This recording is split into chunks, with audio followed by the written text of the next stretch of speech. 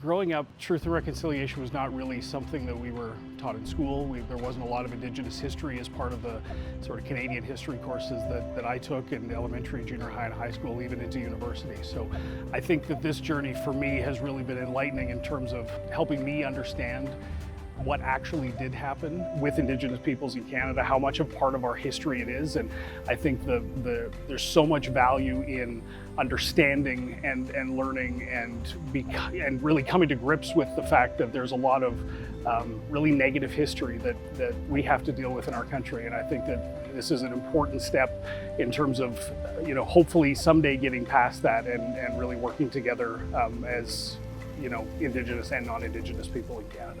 I've learned a lot about it, so it's been good for me.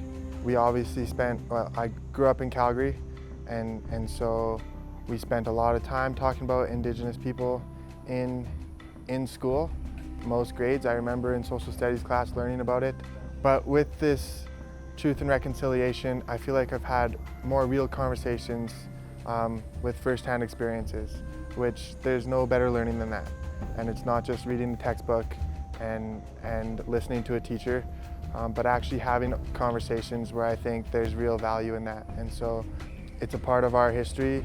It's a significant part of what Canada is and what it means to be Canadian. And so there's definitely always room to have those conversations, and it's important that we know and value those conversations.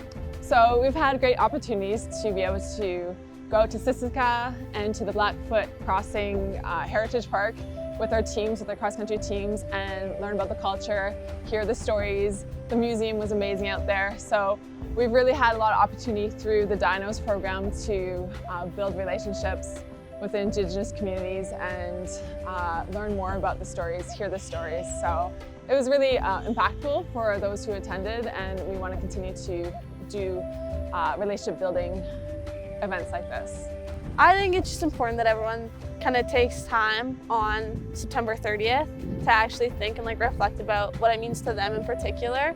Not just take it as kind of like a free day, but really understand and even research about where you come from, kind of what happened there specifically, and just really taking it to think about what change you're gonna make for it going forward.